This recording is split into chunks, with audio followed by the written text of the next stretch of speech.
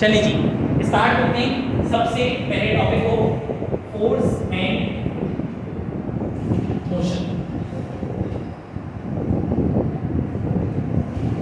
आप लोगों को इससे पहले समय में टाइम इस वजह से नहीं दे पाया क्योंकि मैं लगा हुआ इसका सेशन स्टार्ट हो रहा था, आपको पता है इस वजह से बहुत ज़्यादा टाइम आ गया। अच्छा अब देखो force and motion. Force and motion में मैं तेजी के साथ पूछता जा रहा हूँ, आप बताते जाए। कुछ पॉइंट्स ऐसे जिनको मैं लिखूंगा नहीं ताकि मेरा भी टाइम वेस्ट ना हो और आपका भी टाइम वेस्ट ना हो। स्टूडेंट्स समझो के साथ जरा मेरी तरफ देखिए। एक पॉइंट नंबर 5, मुझे एक बात बताओ, मैं अगर आपसे कहूँ कि जरा बताइए डिस्प्लेसमेंट क्या होती है, सिर्फ और सिर्फ मैं कॉन्सेप्ट दे रहा हूँ और आगे बढ़ रहा हूँ। आप लोगों को पता भी होना चाहिए क्योंकि ये ट्रिक वे में पूरा कोर्स आपको रिवाइज हो जाएगा। डिस्प्लेसमेंट क्या होती है? Displacement is the shortest distance between two points. Shortest distance between two points is called displacement. Vector quantity होती है, मीटर इसकी क्या होती है? यूनिट होती है। डिस्प्लेसमेंट के अंदर इससे ज्यादा गहरे कोई कॉन्सेप्ट्स है नहीं और आपको इससे ज्यादा गहरे कॉन्सेप्ट पूछने की जरूरत भी नहीं है। अच्छा अब एक यहाँ एक टेक्निकल सवाल है और उस टेक्निकल सवाल को मैं जरा बता रहा हूँ, आप जरा सुनिए। इधर देखिए, अगर एक सर्कल है और एक बॉडी है और वो पॉइंट ए से मूव करके पॉइंट बी पे जाती है। एक बॉडी है, पॉइंट ए से मूव करके पॉइंट बी पे जाती है। तो ये देखिए, ये जो मैंने ब्लैक से बनाया है वो इसका क्या कहलाएगा? डिस्टेंस। और ये जो ब्लू से मैंने बनाया है ये इसका क्या कहलाएगा? डिस्प्लेसमेंट। अब इसके अंदर एक गहराई वाली बातें कहेंगी क्योंकि याद रखिएगा एमसीक्यू अगर आप ये समझ लें कि वो आपसे एमडीकेट के एग्जाम में ये पूछेंगे कि the shortest distance between two points for dash, तो आपसे बड़ा फिर लगे, ठीक है? तो देखिए बैठ के आप लोग, ठीक है? तो अब इधर देखो, ये जो ब्लू लाइन है क्या है? डिस्प्लेसमेंट, ठीक है? और ये जो आपके पास ब्लैक लाइन है क्या कहलाएगी? अब मैं एक सवाल करता हूं, व्हाट इज पाई? एक सवाल है, व्हाट इज पाई? तो पाई क्या है? पाई क्या होता है? अब आप इसका पाई के जवाब नहीं देना आपने कि सर 3.1 होता है, मुझे भी पता है भाई 22/7 होता है, मुझे भी पता है कांस्टेंट होता है, मुझे भी पता है। What is pi? बेसिकली पाई को अपने पाई को मैंने इसी टॉपिक के बाद नीचे क्यों लिखा? पाई क्या होता है? सुन लो, पाई क्या होता है? याद रखना एक फर्क याद रखना कि एक चीज होती है जिसको कहते हैं आप सर्कमफेरेंस और एक चीज होती है जिसको आप कहते हैं डायमीटर और एक चीज होती है जिसको आप कहते हैं रेडियस। सर्कमफेरेंस ये होता है, ठीक है? डायमीटर ये होता है और रेडियस जो है वो ये होता है। सब बातें पता है ना आप लोगों को पहले से।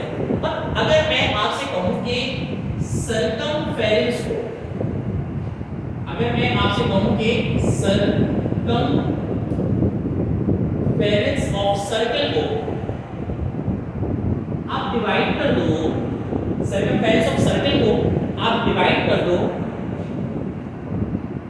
डायमीटर ऑफ सर्कल से।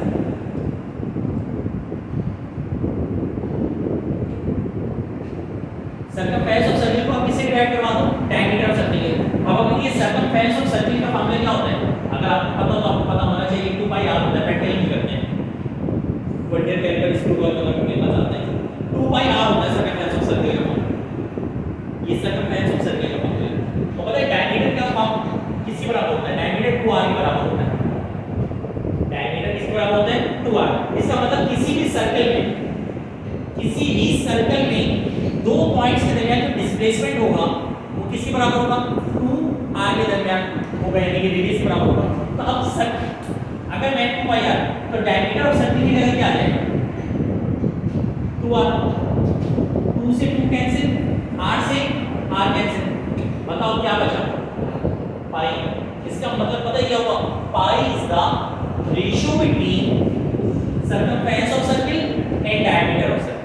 पास्ट पेपर जब करेंगे ना उसमें एक सवाल आया था एमडीकेट के एग्जाम में, उन्होंने कहा the ratio between the circumference of circle and the diameter of circle is known as dash, ये इज द वैल्यू ऑफ ऐसे कुछ आया था, तो वो किसके बराबर है? पाई, जो कि 22/7 के बराबर होता है। इसे काइंडली फिक्स मत लो, हाथ के हाथ राइट डाउन करते चले जाओ।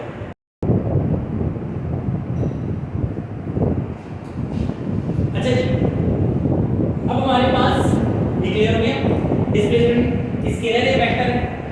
वेक्टर है, यूनिट क्या होगी? मीटर। इसी के अंदर एक और एमसीक्यूज भी है जो आ चुका है मेरे पास, मुझे ये याद नहीं है, एप्लीकेट में किया है।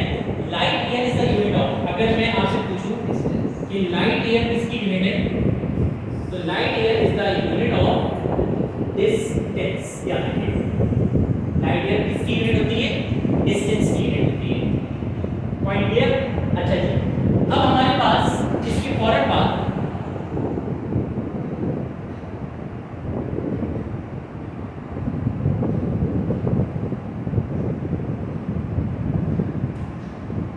टॉपिक आ जाता है वेलोसिटी। बहुत आसान है जी, rate of change of distance या displacement.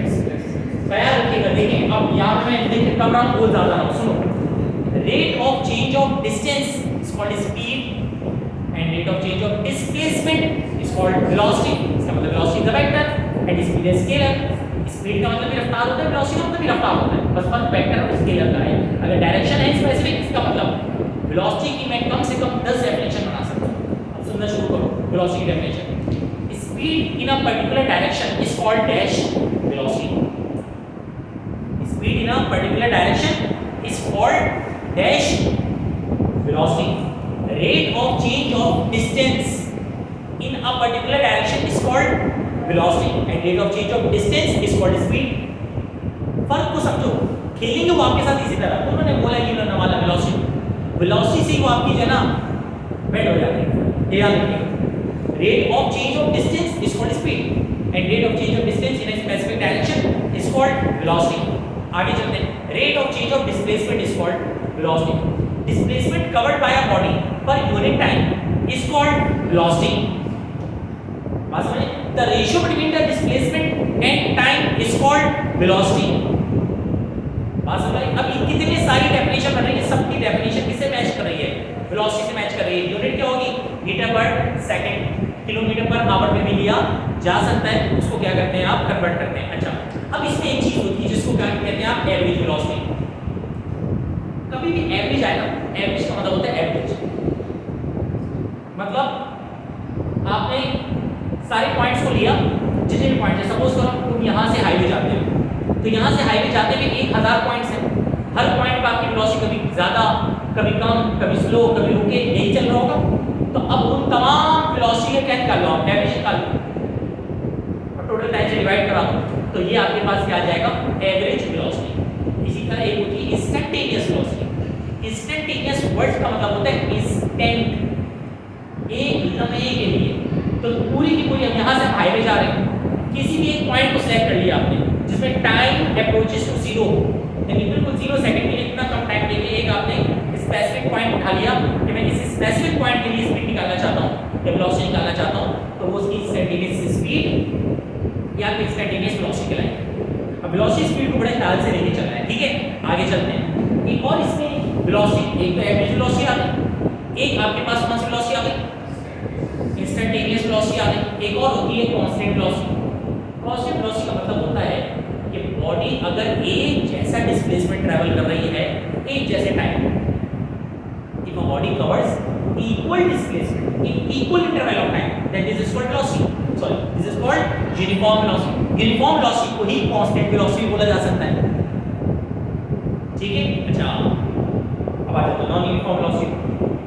If a body covers non equal distance, displacement, अगर बॉडी एक जैसा डिस्प्लेसमेंट ट्रैवल ना कर रही है, अलग अलग डिस्प्लेसमेंट ट्रैवल कर रही है किसी भी स्पेसिफिक टाइम, तो वो जो है आपके पास कांस्टेंट नहीं बल्कि वेरिएबल वेलोसिटी कहलाती है, यानी कि नॉन कांस्टेंट कह लें या कि आपके पास चेंज होने वाली वेलोसिटी है।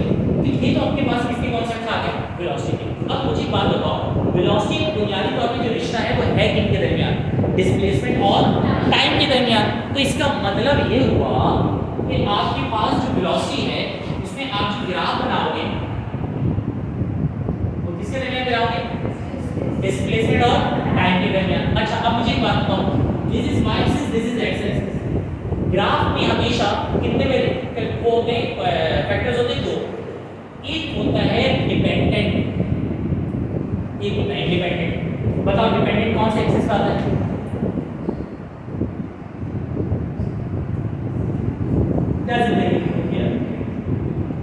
डिपेंडेंट किस पे आता है और इंडिपेंडेंट किस पे आता है? याद रखना, इंडिपेंडेंट हमेशा एक्स एक्सिस पे आएगा और डिपेंडेंट हमेशा किस पे आएगा? वाई एक्सिस पे आएगा।